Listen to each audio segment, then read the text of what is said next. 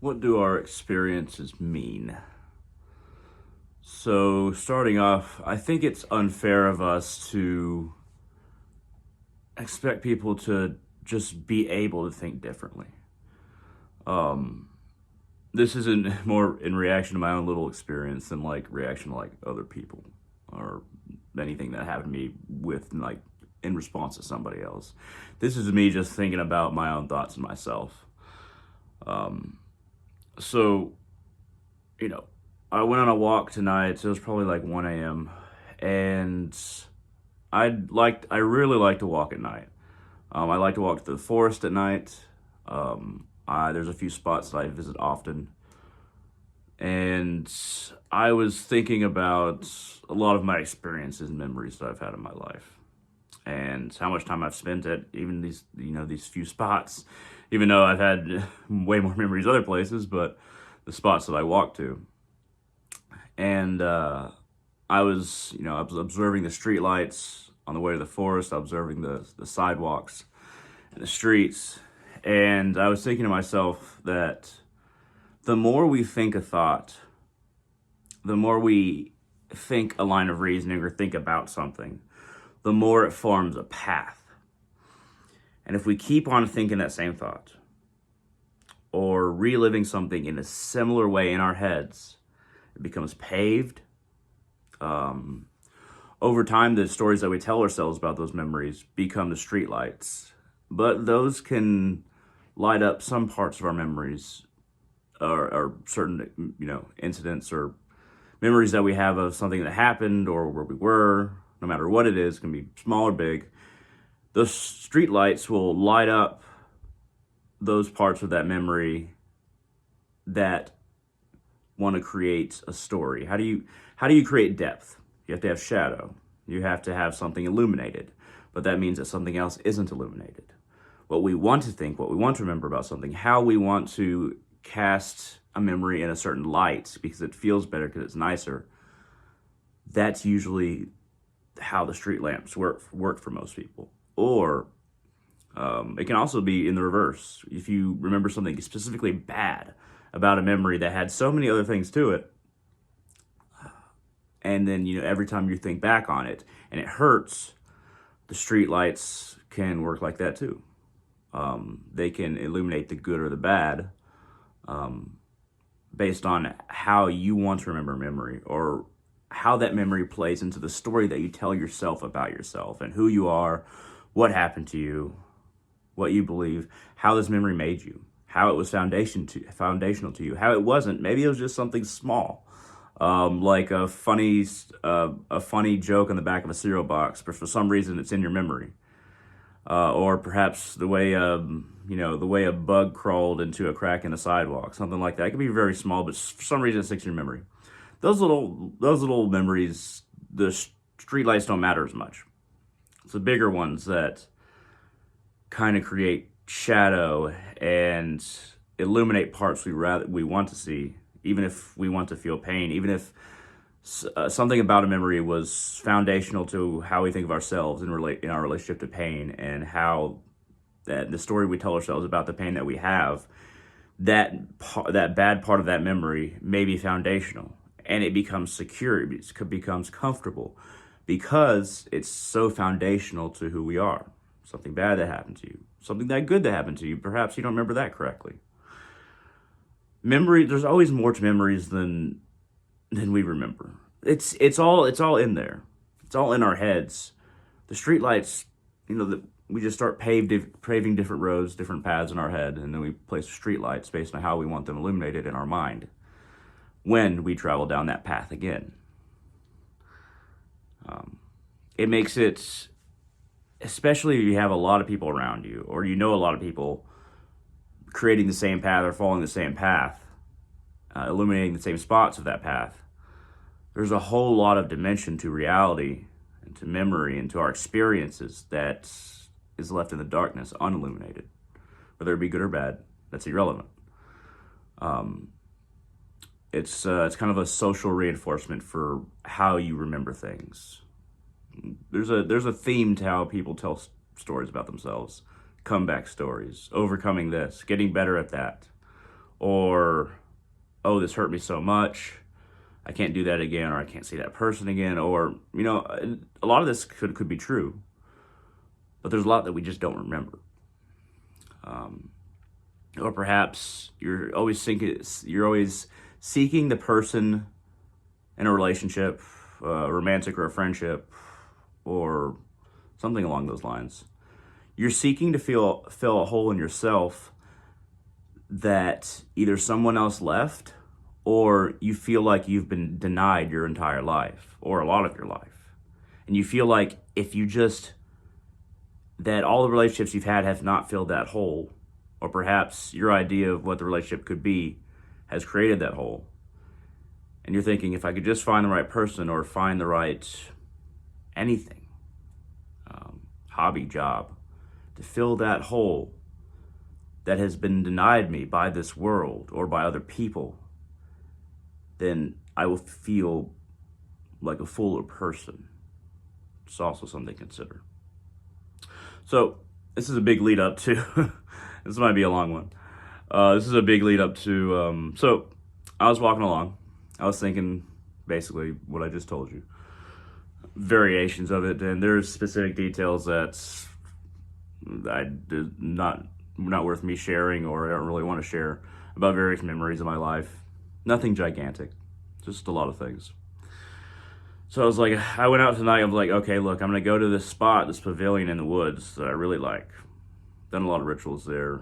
I haven't posted anything about it, but there was, I think, another shaman that set up a little, took a really interesting sprig off of a tree that looked like a little banana tree, set it up on the bench, similar to where I do my rituals, and put a sugar cookie in front of it, and then had a very strange stick with a scoop in it, leaning against the bench, and they had done some kind of little dirt flame art, probably wasn't just art, right in front of the stick.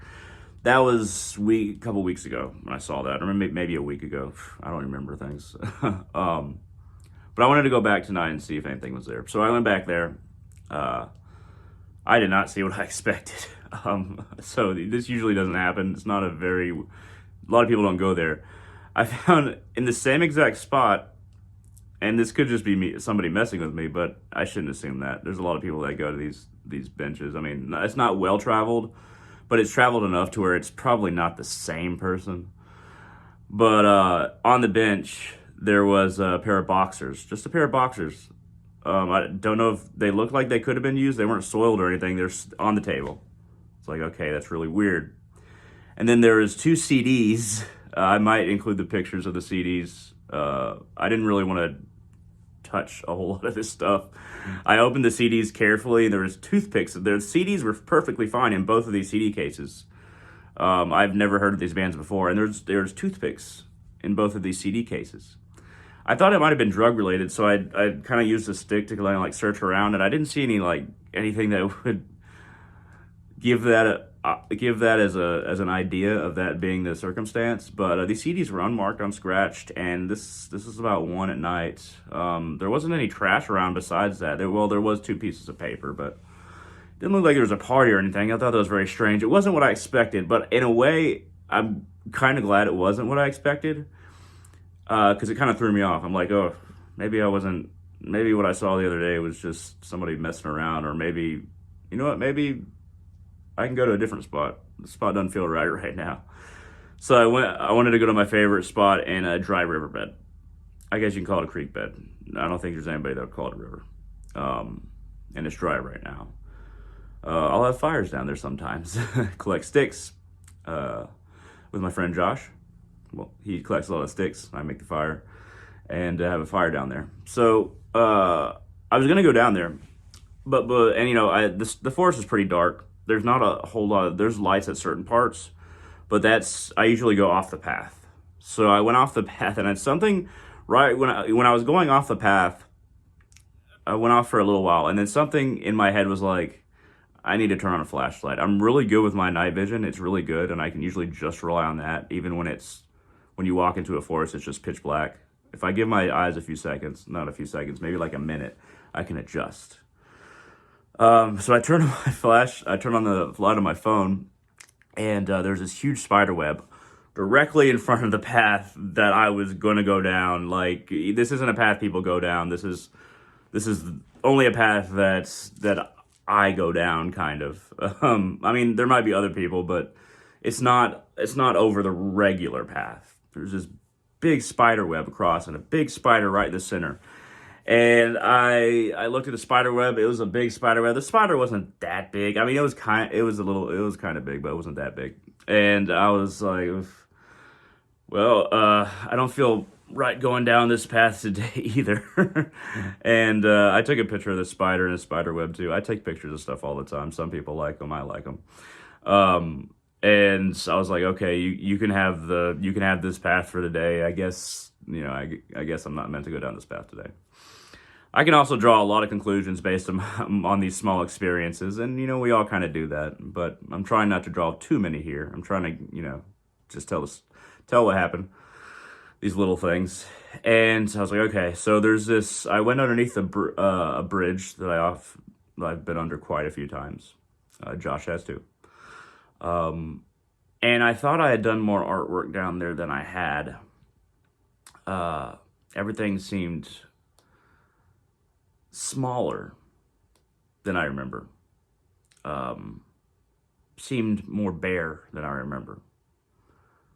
I kind of remembered the whole space down there and some of the artwork that I did as being more than it was. Funny little, memory alteration that just happened in my head. It just felt small. And there's a lot of spiders down there too, but they didn't. I'm not thinking that this is some kind of sign or anything. It's just a lot of spiders, but they have their space. I have mine. So I was like, okay, this doesn't feel like my path's at end for tonight. I don't know how many miles I walked, maybe like 2.5 or something like that, round trip, maybe 3. Then I go back out from under this bridge, and I look at a path further away that I hadn't been down before, and it leads under another bridge. And I heard this path leads over there. I just never went over there. I was like, okay. And I was thinking about a lot of new paths in my life and how things are changing for me, and I'm starting to wake up in a way that I hadn't before, in a lot of obvious ways. Nothing like huge, just a lot of little obvious realizations.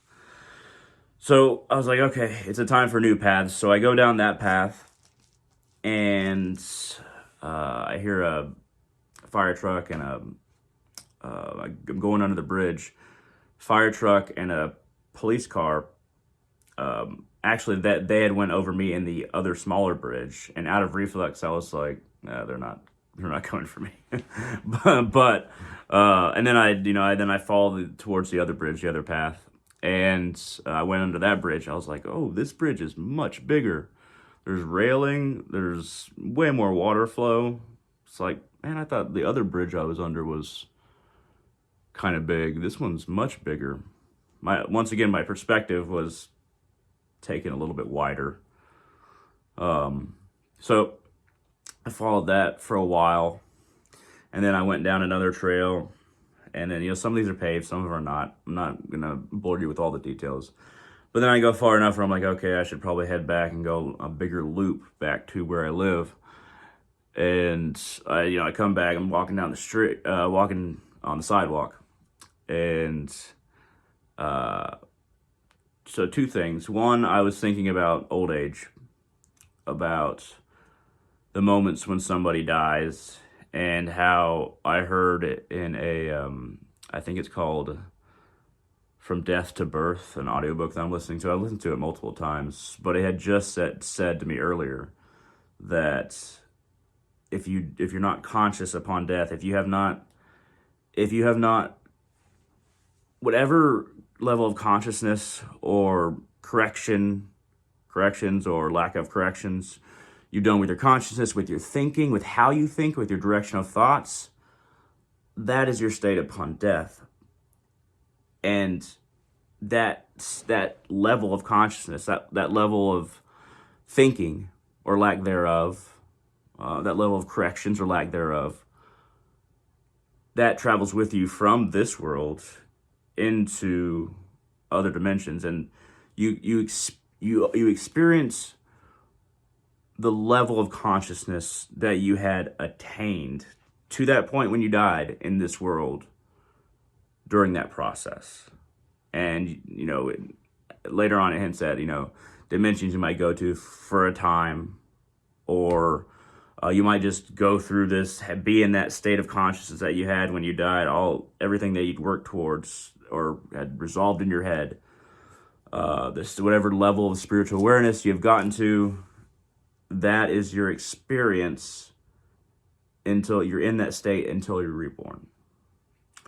Anyway, continuing with the story, that's what I was thinking about.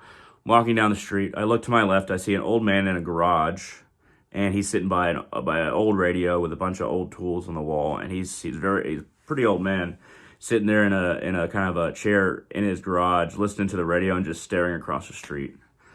And I thought to myself, there's more to see for him. Why doesn't he, go look around?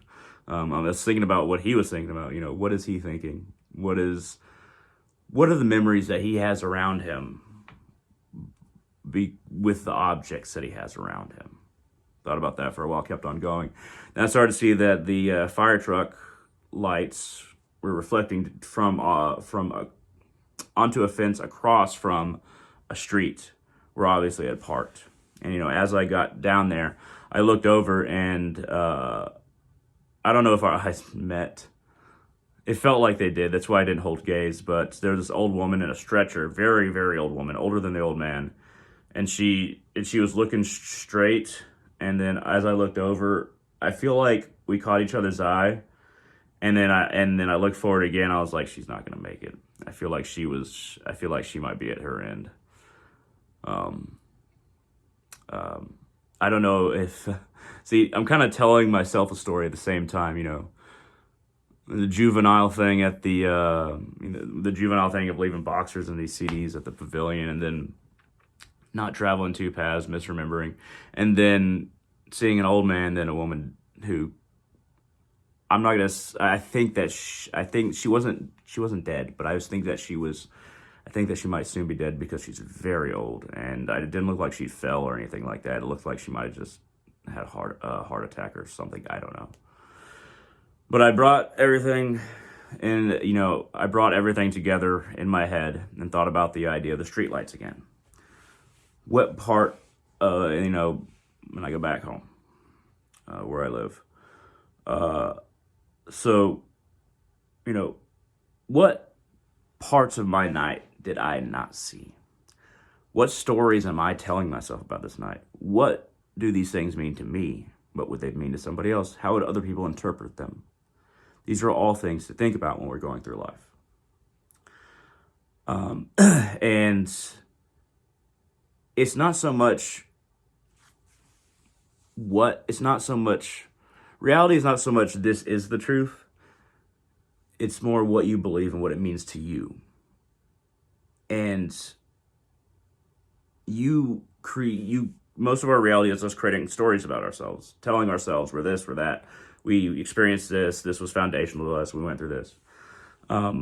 What you come to believe based on your experiences and what you believe deep down, in a way, that's the significance of reality.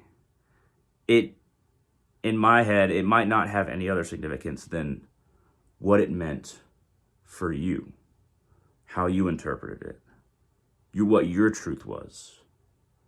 Perhaps there's no one fully objective truth. Maybe it was never about that.